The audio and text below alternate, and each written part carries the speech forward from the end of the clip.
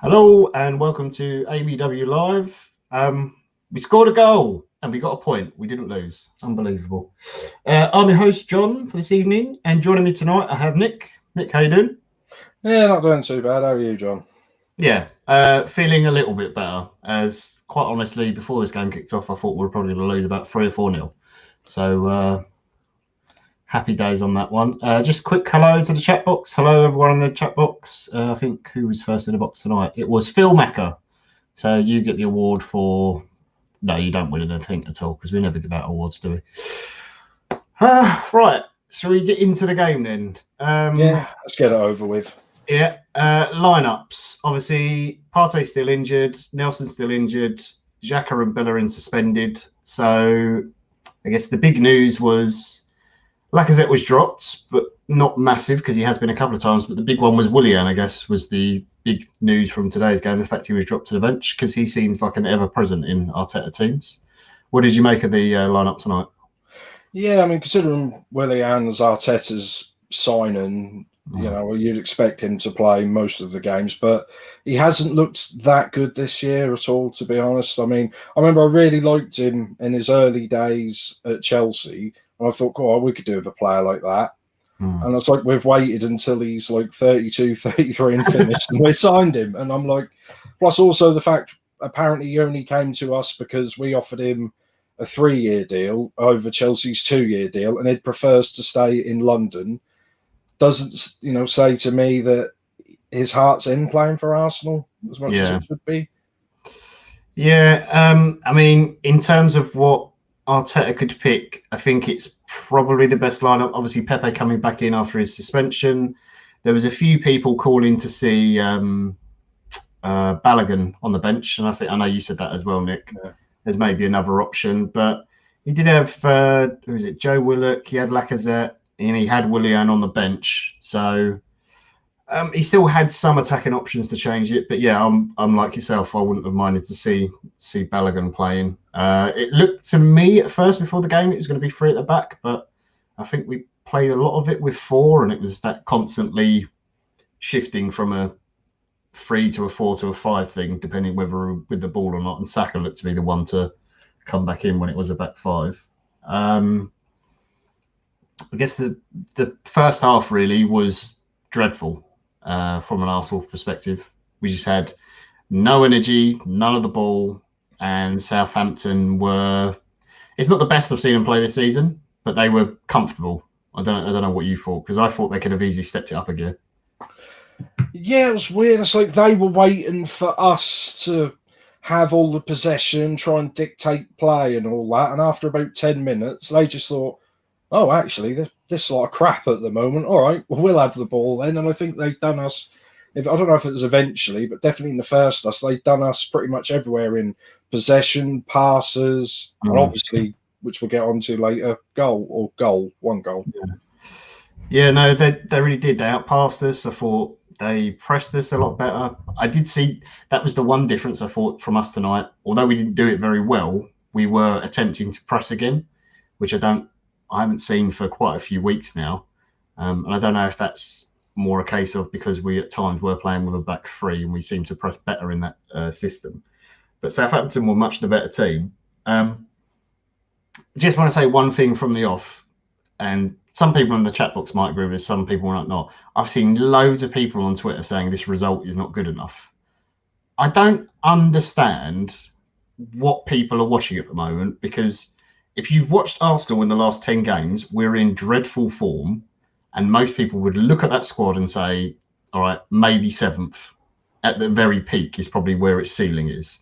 Southampton are currently, I think they're only behind Liverpool in the form for the whole of 2020 for like the actual year's performance. They are currently one of the best performing teams in the league. There was no way I was going into that game thinking, oh, we'll win this. Yeah. Can I just say, if they'd have beat us, they'd have gone top. Yeah. At least top until other rubbish teams played later on. So it's like and plus they've not done well against them over the last few years, especially around this time of year. They've definitely been one of our bogey sides. No matter whether we're playing. I remember a few years ago we were playing really well. I think that was the year Leicester won it, and we were actually playing really well. I think we beat Man City, and we ended up getting spanked 4-0 by them. On, was it Boxing Day or New Year's Day, something like that? Yeah, I think that was the famous Chesney smoking in the shower incident. Yeah, and then basically everything collapsed, as it does usually for us.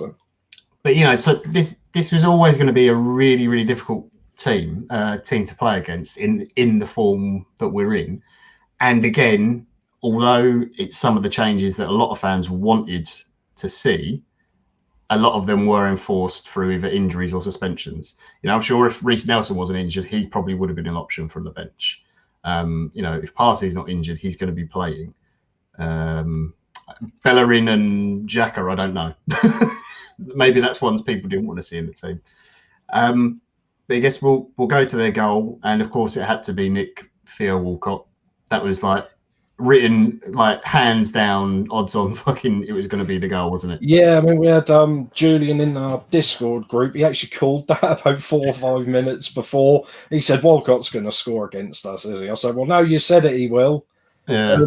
Obviously, I mean, has he actually done anything in the nearly 3 years that he's left us? I mean, he didn't really do anything at Everton, but somehow they've actually got him playing quite well. And obviously, because, that's his boyhood club and he's got emotions, to that side and stuff like that. He's I'm surprised. That's probably one of the best games he's had for 5 years for any club. Yeah, I mean, he didn't do anything particularly amazing at Everton. And then obviously, I think since he's gone back to Saints, it's all clicked for him again. And I mean, I'm pleased for Theo that it's working out because he was always a player I liked and I never harboured any ill will against him when he did leave. Obviously, it's annoying that he scored tonight. But just defensively, and I know a lot of people are digging out Tierney for this one because I did think his body shape was all wrong when the ball came through to Walcott. But for me, that goal is much more on Gabriel and how high he pushes up and just leaves all that space for him to run into.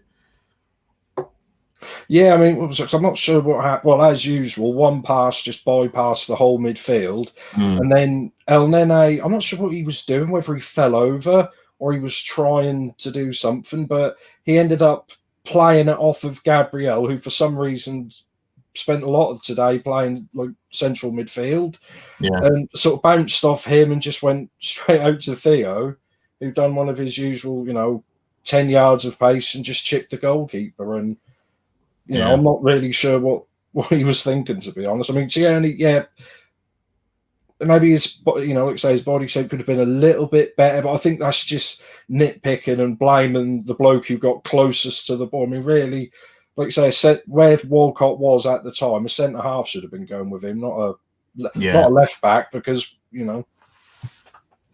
for me it was very strange because when I kept watching the goal back and I'm looking and going, is that Tierney's out of position or is Saka not coming in and covering? But then every time I watch it, I just see the build up to it and Gabriel stepping so high up the pitch. And so many times tonight, he was just stepping to the halfway line or even higher to try and win the ball. And don't get me wrong, I like that aggression. It's something we really liked about Koscielny, but there's times to do it. And just, tonight when you're playing against pacey players, especially when you've got Walcott and who's the other guy out on the other side? Oh, what is his name? Armstrong. It's like recipe for disaster in terms of what's going to happen, especially when you've got Tierney on that side who is going to be high up the pitch and always pushing forward. So really, really stupid goal to concede. Definitely what Southampton deserved because they were easily the better team in the first half. I was talking to, I'm sure some of the listeners will remember Ross, who used to be in the Hipsters podcast with, big Southampton fan. He was not confident at all before the game. He never is, but I just said to him, at the moment, after that goal went in, I was like, if you turn it up a notch, your team, then you can get 3 or 4 here, because we were there for the taking big time in that first half. We were not at it. It just felt like we were slow to anything, slow in the build-up. We couldn't keep the ball. We couldn't string passes together. Nothing was sticking up front. Like Pepe couldn't hold the ball when Ketty or Aubameyang. They basically might as well have not been in the game the first half. Yeah, I think you're right. If it seemed after they scored, they thought they were playing against, 10 years ago Arsenal, not at the moment Arsenal. And they just sort of seemed to, start to sit back and try to catch us on the break, where really, like I said, if they'd have stepped up and gone for the throw, they could have probably been 3-0 up at half time. Yeah, absolutely. Also, I forgot to say hello to anyone who's watching on Periscope or Facebook or Twitch as well, as MJL2999 is also saying, and he screams out Saka, who we'll get to in a bit. Yeah, we're not going to go as long as we did on the last show tonight. We're doing it a bit quicker. But yeah, the first half was basically all Southampton, and last 10 minutes of the first half, I thought we started to come into it a little bit more.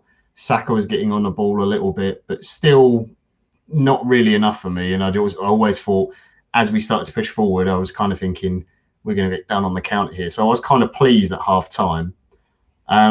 Second half, however, I did think we were much better. And kind of in the same way in the Burnley game, where we had that terrible first half, didn't do anything. Second half, Arteta's obviously got them in, said, like, this is not good enough. You know, you really need to up the tempo. And we started to move the ball quicker, and we're getting the forwards on the ball for a change. Yeah, I mean, it feels like it couldn't have been much worse than the first half. I don't know how we could play much worse than we have. Well, maybe we've got Chelsea and Everton coming up, so maybe we could stoop to no levels of no. But I just don't know why. I mean, we're set up for probably 2 or 3 months. Why we're just so slow? And when we see how we score our goal, when we talk about that in a bit later, just how quick and beautiful that was. Yeah. Why are we not doing that all the time? I don't know what this slow, trying to play it out from the back, going up and down the pitch, really slow, just for some reason launch and crosses into the box when no one's there. And even if there is anyone there, they haven't actually got the, technique to actually header a goal from there anyway. Yeah, it is very strange at the moment. I did think the one noticeable thing in the first half in particular was we weren't playing out from the back as much. Leno was going longer a lot more tonight. I don't know if that was more to do with Nketiah up front, and perhaps Miguel thought they might be able to stick there. Also, they've got Vestergaard, he's good in the air, but if you can get it past him, he's slow to recover. He's got a bit of the BFGs about him. But yeah, we'll jump onto the goal. Aubameyang finally breaks his duck at the right end of the pitch, which is fucking brilliant news. And it was a nice, neat, tidy finish.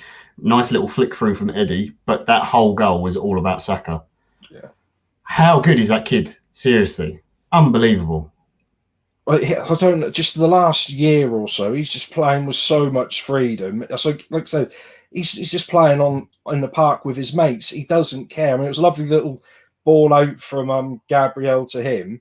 And he just looked up and thought, do you know what? Sod this, I'm having you. And then he just took on Walcott, put him on his ass, skinned another one, put another player on his ass, and then just played a lovely through ball to obviously Eddie. And again, one-time pass in for Aubameyang, first time finish. And I'm thinking, wow, that's what we always used to do and what we should be doing. But whereas, what we have been doing for the last, let's say, 4 months, Saka would have just stopped, checked back into midfield, up and down the pitch. And I was thinking, why is he not allowed? Well, unless he's been told not to do that, why is he not do? I know you can't do that every game, but take people on, try and they're not that, we have got some good players and we've got that, players with pace. And when you're running at someone and you've got pace and you've got a trick, which obviously Saka, he has got a trick in him or two.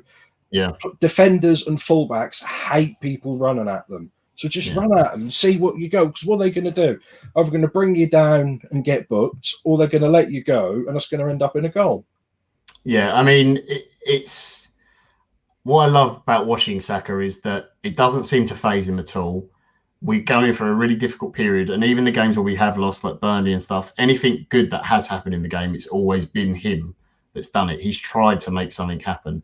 And sometimes he does force it a little bit too hard, but that's just his age and inexperience. But when he pulls it off, that was honestly just, riding 3 tackles, putting players on their arse, and then just the intelligence to go, right, Eddie's there, I can pick him out, he can do the 1-2. And the thing is, I think if Aubameyang doesn't even make that run, it's going to fall back to Saka anyway, and then hopefully he gets the finish. But, I mean, it's good for Saka because it just builds his confidence even more. I think it's good for Eddie as well because although he's obviously been doing well in the Europa League, in the Premier League he really hasn't put in any performances. The big thing for me is the fact that it's Aubameyang's finally got a goal. Now, after that, he had another sort of half chance that he didn't really take. But that first goal, when you're on a drought like that, as a striker like he is, that is his whole game really, is scoring goals. He's not the best link man in the world. It's so important because he looked so shot of confidence before that went in, didn't he? We could really say that about most of our players. Look shot of confidence. They keep like zooming in on the players, and that's, you know, pretty much from minute one. That's hands on the hips, shaking heads, and they just look so. I suppose the word, and for Arsenal supporters, is just frustrated because, you know, relevant people say this squad under Arteta should be doing better than it is. Not saying we should be going for the league or even, you know, challenging for top four like right now. We are better than what we are where we are at the moment. And I mean, we're not going to finish 15th, 16th, or even end up in a relegation fight, but between what, 7th, 8th, 9th, 10th, probably. That's probably where this team is at the moment. How we're playing. Yeah. I know a lot of people are worried about relegation, and because obviously if you look at the table right now, it's very frightening as an Arsenal fan. But personally, I don't see it. I think there's teams much worse than us who get a lucky result here.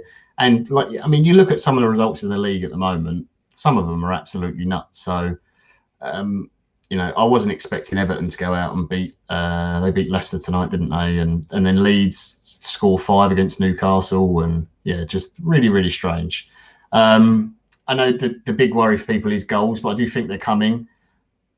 The one thing I would say is that this game and the Burnley game, in both games before the sending off, which we'll get to in a bit, we've looked like it's getting better throughout the game, and we're looking like we're creating more chances. So you look at I think they did the XG for the Burnley game, and we were nearly 2.0, something like that. Data in the chat will probably tell me what the exact XG was. But it did improve as the game went on. I think tonight as well, if you look at the end of the first half into the second half, we were getting more chances and getting into better positions. But again, the big issue is we shoot ourselves in the foot, and it comes from our player who probably has been one of our best players this season in Gabriel. Just really stupid decision to pull down Walcott. Yeah, I mean, like we said earlier, he was pushing way up the pitch tonight. Whether that's because, you know, Xhaka wasn't there and Elneny, which it did seem Ceballos was miles away from helping him, but also miles away from actually helping Aubameyang or Saka. He just it's like he was in no man's land. You know, he's not a midfielder. He's not like a number 10. And so he comes out on, fair enough. He gets touch tight to Walcott, pretty much on the centre half, on the centre line, and which is where you want him to be. He's got to be touch tight. But as soon as Walcott flicks that ball and turns, and he's got you on the turn with his pace, even now, you just got to let him go. He's got 45 yards to run into space. You've got players behind you. You've got time. And especially when you're on a yellow card, that is just stupid. Just hands up, stop, just let him go. Don't do it. It's like he's already on a yellow card as well. I mean, to be fair, there was a lot of scrap, especially for Southampton in the first half. A lot of them breaking the play up with just cynical fouls, on the centre circle. But I think they got a player booked for it as well. Yeah, quite early. Yeah. So you could say at least he's being consistent, but to make a challenge like that when you're already booked, it's kind of stupid. It's the amount of time between the two bookings as well. It's literally 4 minutes. He's already been booked, so he knows it's fresh in his mind. And I never have a problem with a centre back getting touched out, especially with a pacey player. But if you get rolled like that, you cannot touch them. You really can't. And he knows Holding and Tierney are behind him because he's come so far forward already. So he knows they're behind him to cover. And just really stupid decision. I genuinely don't know what is going on with Liverpool beating Tottenham. Wonderful. Cheering Liverpool, that feels weird. But anyway. I don't know what's going on with the discipline at the moment. Like Xhaka, having watched him for years at Gladbach and obviously been in the Arsenal team for a long time, that's something that can just happen whenever. And we know David Luiz has got that in him as well.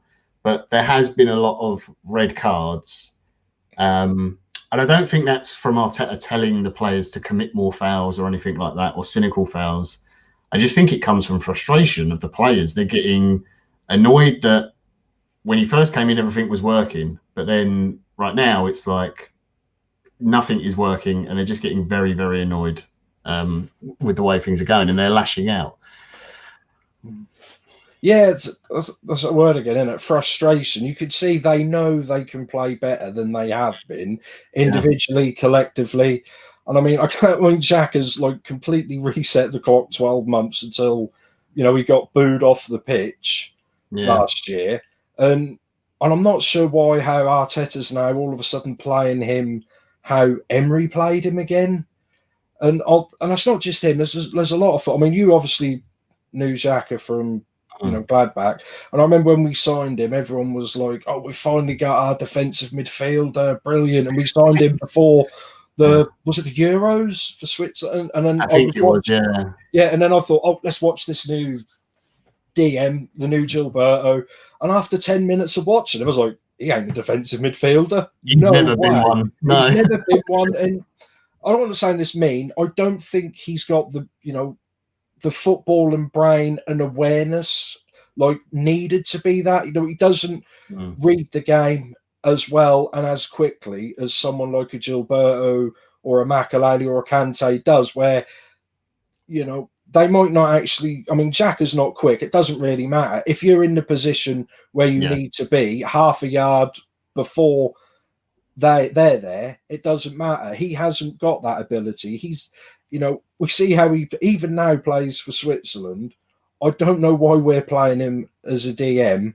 Yeah. When he needs to play. I mean, if he was to play with someone like a Partey, who probably isn't, an out-and-out DM as well, I think he would do better if he was allowed to just, be given the ball.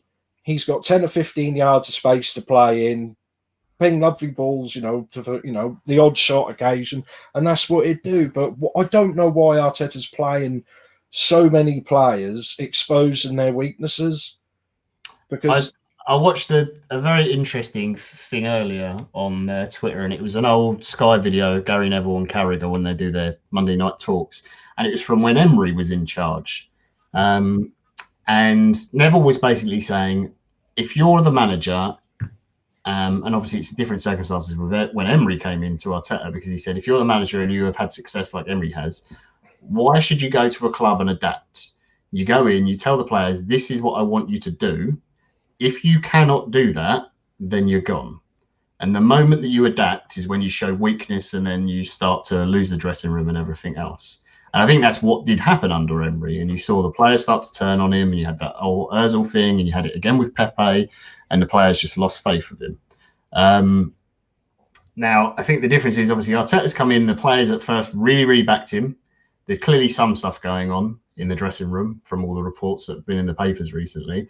And some of them have either lost faith with him or just fed up with the way they've been treated.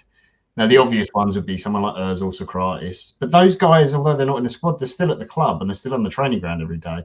And they're a big enough influence that they are going to affect certain players and their attitudes on the pitch.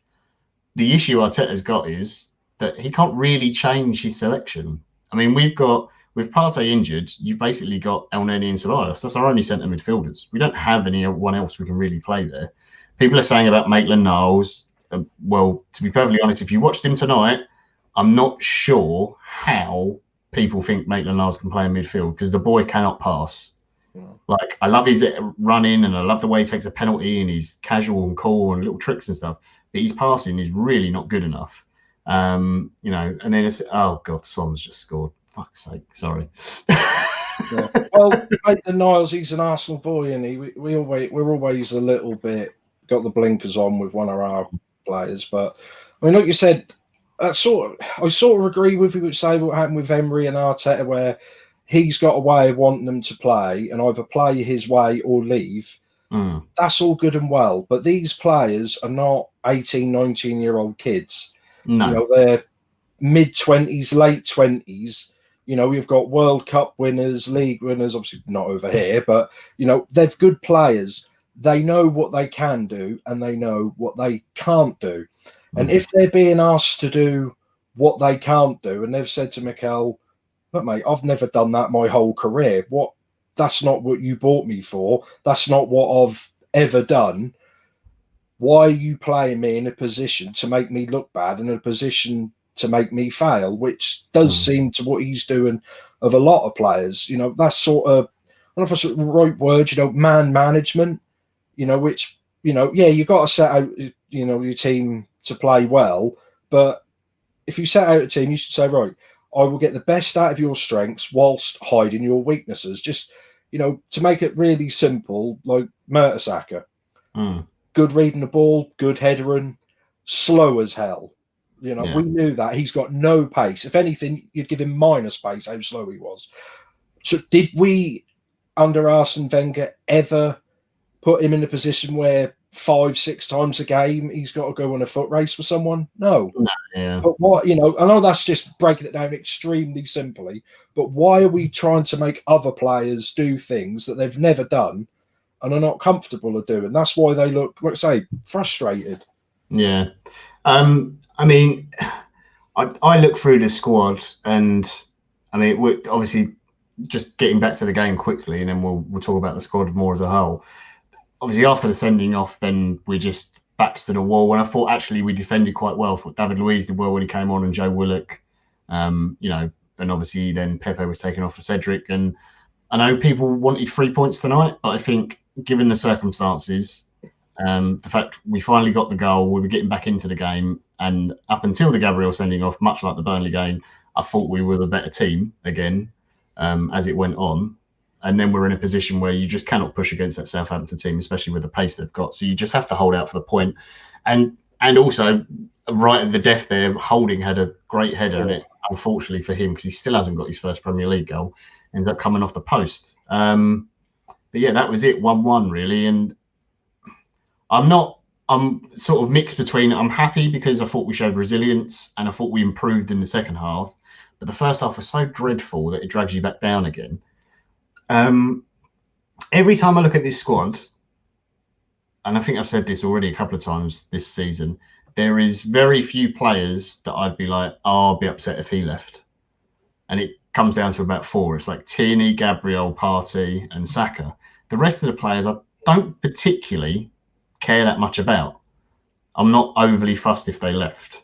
And it would have probably included Aubameyang had he been anywhere near like even half of his form of last season. But his head seems to have dropped as well. So what I wanted to ask you, Nick, was going through the players that came in today, obviously, so the changes. So we'll go through them one by one and just see how you thought they did. Maitland-Niles first was in for Bellerin, who was suspended. What did you make of him today at right back? Was he playing at right back? I thought he spent most of his time in. That was weird because we were like sometimes 3 at the back, sometimes 5. He was sort of. It's like when we had the ball, he was trying to go into midfield to help Elneny, and when we didn't have the ball, he was trying to get back and defend. But he was, pretty much stuck in no man's land for the most of the game, just like chasing shadows for most of the game. I personally, I wasn't overly impressed with him. I thought when we went down to 10, he defended quite well, but it's a lot easier to defend when you're sat on the edge of your 18-yard box. Yeah, but that's what he was just told to do, defend. And then obviously we brought on Luiz, who, like I said, he was he took over controlling that. He was telling Leno what to do. I think a couple of times he went over and told Leno, "No, we're down to 10 men. We've got 5 minutes to go. Just launch it long, mate. What are you doing?" And if whether or not he said, "Oh, well, Arteta said do this and do that," he just said, "Screw it." Yeah. Because I think if he was shouting, I mean, I was watching it on Amazon with the commentary off, and I saw a few times Arteta was getting a bit animated and shouting at a few players, and you could tell they weren't listening to him. I did hear him towards the end of the game, and I think it's the first time I've ever heard Arteta say the words long from like a goal kick or anything. Because every time I've watched games, I've always tried to have the fake crowd noise off so you can hear him and stuff, and you can hear it. Normally it's lacka, lacka, lacka, lacka, or something, like that. It's just all you ever hear saying. Yeah. You can turn the fake noise off on Amazon Prime if you go into the settings somewhere.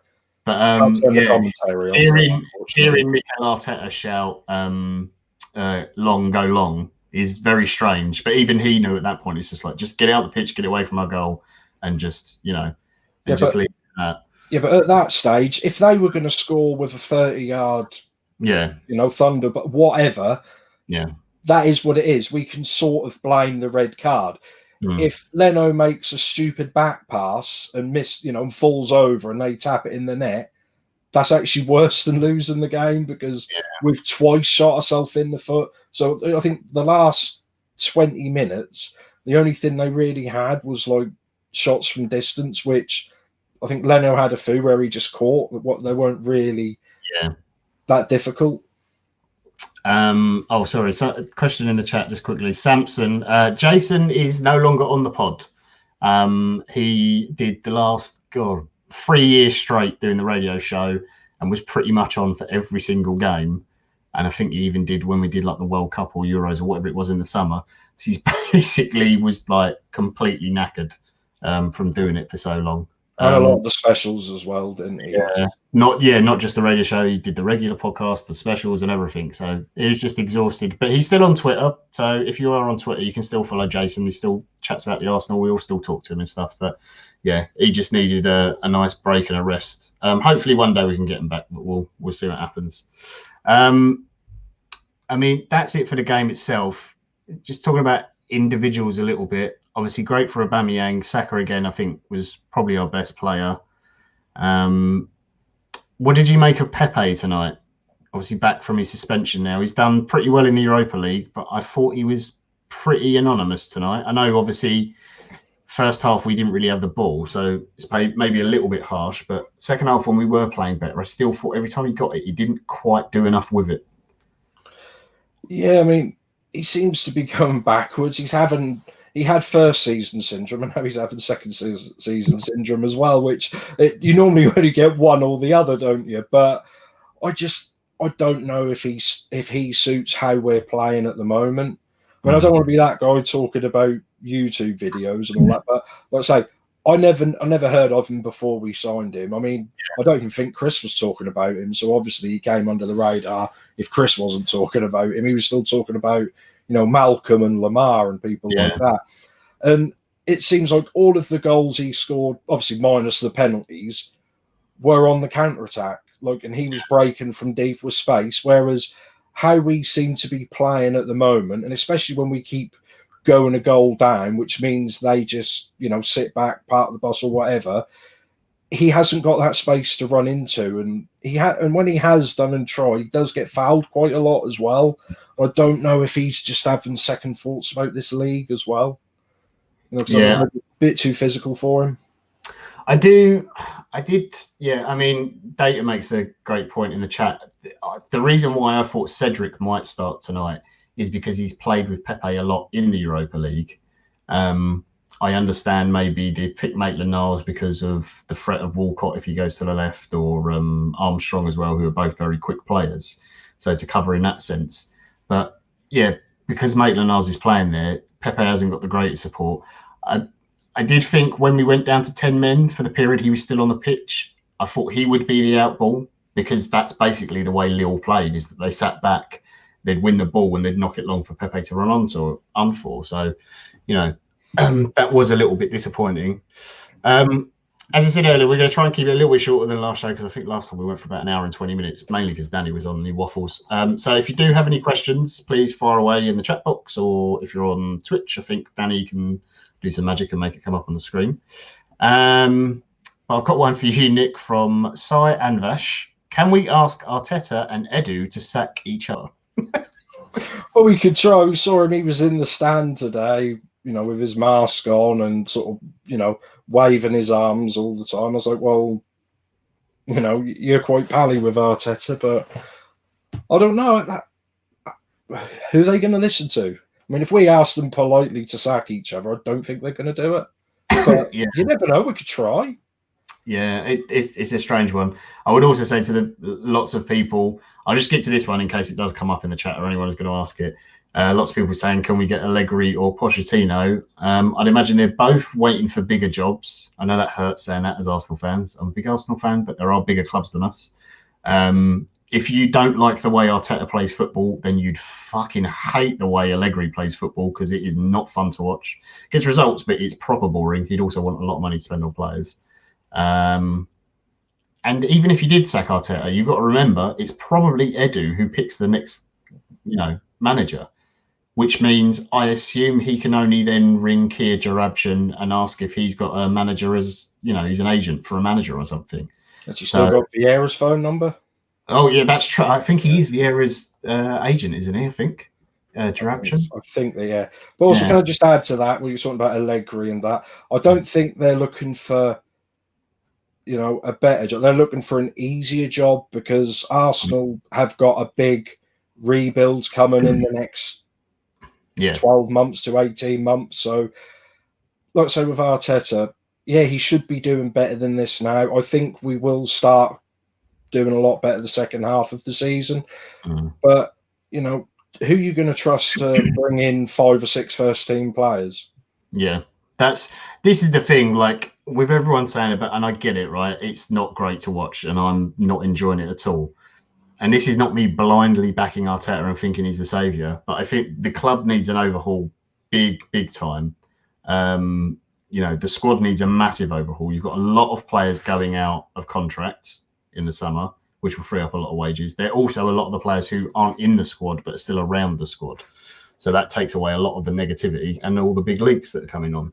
So I think you have to have a long-term plan. But if when Arteta has got his proper squad, it's not working out, then by all means I'd go, sack him. And don't get me wrong, if this season nosedives horrendously and we are properly scrapping relegation, then I'll be like, all right, just have to accept Arteta came at the wrong time. Because I think he is going to be a very good manager. It's just my opinion. Not everyone's going to agree with me. It's fine. But if you swap Arteta for someone else now, you get the new manager bounce for a couple of months. Then the players will get bored. They're down tools again. And you'll end up with the same squad of players because they'll get to stick around because they've had an improvement in terms of results and everything. And you're just going to go back through that same cycle again. You look at, our opponents tonight, Southampton. They brought in Hasenhüttl, didn't work out for a long time. But last season they lost 9-0, I think it was. But if you give the project long enough, it does start to turn around. And you can see now Southampton have a clear way of playing. They've got a really good youth academy. They identify their targets early and they go and get them. I'm not saying Arteta is going to work out and we're going to win leagues or Champions Leagues with him or whatever. I hope that's the case. But you have to give him time and you have to give him a real squad. And you have to be able to get rid of a lot of the deadwood that we do not need at this club because there are so many players. How long do you think this is a 5-year plan he's got? Because obviously... Because we talked to Arteta at the same time as Emery, and we went with Emery, which in my opinion was kind of the quick fix, come in, sign 2 or 3 players, we'll be back up into the Champions League, everything's happy. And nope, that pretty much failed, and then we were struggling now. Whereas Arteta, you could see he's looking for not this season, probably not next season, but the 3 seasons after. I mean, I was looking today, which you can't compare us to Man City or Chelsea because they've just got the money and the players, even out on loan, they can just replace a whole squad in one transfer window, almost if they wanted to.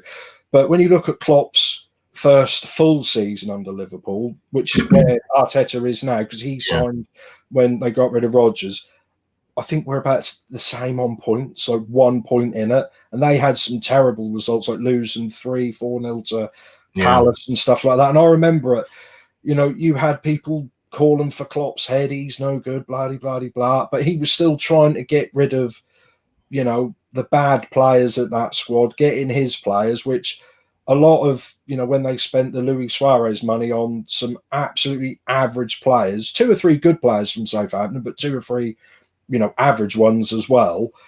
That's what Arteta's job he's going to try and do. But for us to sack him now, we could bring in a manager, give him, 100 million of Stan Kroenke's money in January, And yeah, we might get back up towards the top 4, but in 12 months, we'll probably be back where we are now. Yeah, and you'd have given a load of new players big contracts, and then that manager gets sacked. Another guy comes in and he goes, "Well, these aren't my players. I don't want these players. I can't work with them." Yeah. And it's the same thing again. And Phil Macker in the chat and David as well. I am not in any way saying Arteta is blameless. He's not. I agree. He definitely takes some of the blame, and fair play to him. He's actually fronted up to that. Willian was his choice. I thought at the time it was sensible because he's an experienced player. He's won, titles. He's won cups. You bring him in to help develop and bring through the likes of Reece Nelson, maybe help Pepe a little bit, that kind of thing. He's come in and unfortunately come into a team that's playing absolute garbage, and he's been shit as well. And he's been really, really disappointing. I'm not pleased with the length of the contract we gave him or how much money we gave him. That's down to, Raul and Husfarmy and people like that who are no longer at the club, funnily enough. So, he's made some mistakes, but then, Gabriel, Partey, those players have been really, really good. I think you've got to look at the fact that when he did come in, he did turn it around big time from the way we were playing. And players like Xhaka and Mustafi as well were playing unbelievable under him. They were like brand new. Now it's not working, understandably. But I think anyone who realistically looks at the squad knew Xhaka wasn't going to be a long-term member of this squad. It was always going to be, we have to use him up until we get a replacement, like with a lot of the players. And unfortunately, COVID hits. You can't sell everyone. You can't move people on. That's why you saw some of the loans for the likes of Guendouzi and stuff like that. Get to the end of the summer, then those players are all gone and they're out of contract. Anyway, I can't even remember where that all came from. That was just from one question. All right, Michael from Twitch asks, why is the passing so bad? Is it simply down to low confidence or the players are stressed? So many times the ball was lost due to poor passes. I think if you look at the actual passing stats, I think if you look like Ceballos and Elneny, they're probably very high completion. Gabriel did some really good passing tonight. I think Tierney did as well. The issue is when it goes from that midfield or from one of the wide players into the forwards. That's where it really breaks down. And it's just not having the quality. It's down to that. I do agree our passing is not as sharp or as good as it should be, but I think that's also a reality of the fact that Elneny is like a 6 out of 10 player. And, also I think Ceballos is probably a little bit overrated by people as well. I don't think he's that amazing a midfielder. The other thing is, like he says, the forward passing stats are probably pretty low. So I think it's partly stress. Part of it is being scared to play the way Arteta wants to play, which is maybe why they saw them go a little bit longer tonight, just to make them feel a little bit more reassured and go, okay, we don't have to pass out from the back so much tonight. It's just one of those things that comes with confidence. When you're more comfortable and confident on the ball, you can then make those passes and make those quicker judgments. It's simple as that. So Eric asks, why do we start games so badly? Not only under Arteta, but Emery and Wenger's last days also. I have no idea how many times we've been asked this question, Nick. I've had this question for about 4 years running on this radio show. Do you want to have a stab at answering it? Because I never found out the reason. I think we're not as good as we were, and that's what it comes down to. Whereas, when we were, even in the, early 2010s up till, 2015 or whatever, we were that good going forward and passable at the back, with Mertesacker, Koscielny, Sanya, people like that. We knew we were good enough to score goals at any time. We knew the game plan. As that's sort of dried up a bit and we're not as good as we were, we're being a little bit more reactionary to the other sides rather than, Wenger's plan was always the same. We're just going to go out there and score goals and you can't touch us. That's what it was. And now we're not as good as that. So we're worrying more about the opposition. And I think, I think that was the Burnley game. It was on the Tuesday Club where he was saying in the programme how he went on for about 7 or 8 paragraphs how brilliant Burnley were. And I'm like, really? Yeah. Burnley? You're talking that much praise up against a team that were bottom of the league. It doesn't sound like you're full of confidence at the moment. No. Do you know what I mean? I think that's what it is. We're not as good as we were, so we're waiting to see how they play whilst they're waiting to see how we play. And that's why we start the game so slowly, and where we're sometimes better in the second half or worse, you know, in each half. Because we did that under Emery as well and under Wenger, where we'd be diabolical in one half. We'd get told to play a certain way, go out there and do it. Once, you know, the manager has addressed how the other team is playing.